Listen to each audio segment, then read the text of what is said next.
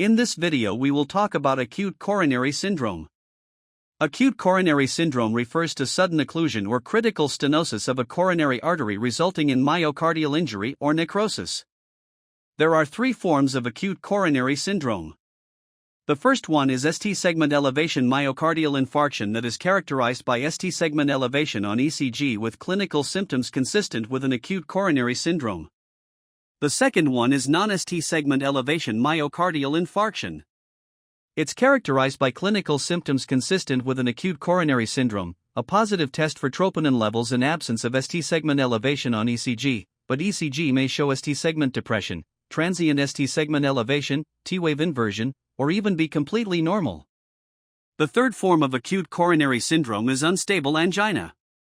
It have similar ECG patterns to non-ST segment elevation myocardial infarction, but the cardiac troponin test is negative. Immediate coronary angiography with further percutaneous coronary intervention is indicated for patients with ST segment elevation myocardial infarction. If coronary angiography shows no coronary artery stenosis more than 50% in a patient with myocardial infarction criteria and no overt specific cause for the acute presentation, for example, myocarditis, a diagnosis of myocardial infarction with non-obstructive coronary arteries is made. So, the causes of acute myocardial ischemia are not limited to only coronary artery stenosis/occlusion. Also, acute myocardial ischemia may be caused by coronary artery spasm, coronary embolism, coronary artery dissection, severe anemia, severe hypotension/shock, respiratory failure, and sustained bradyarrhythmia or tachyarrhythmia. According to the fourth universal definition of myocardial infarction, acute myocardial infarction is diagnosed when there is a rise in or fall, more than 20% variation of troponin values.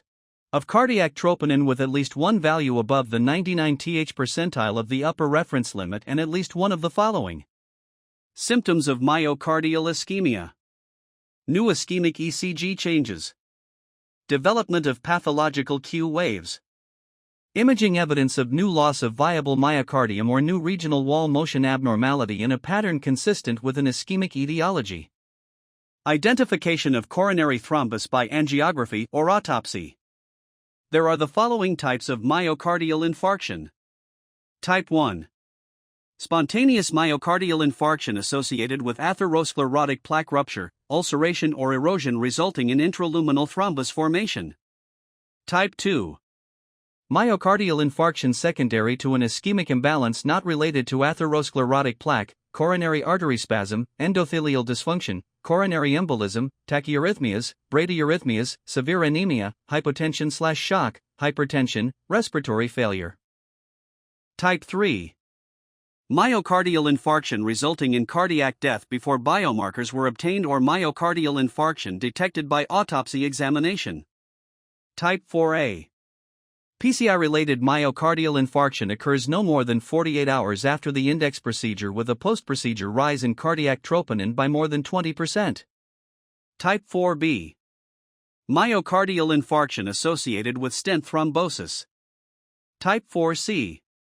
Myocardial infarction associated with restenosis. Type 5. Myocardial infarction associated with coronary artery bypass grafting. Thank you for watching this video. Please like and subscribe.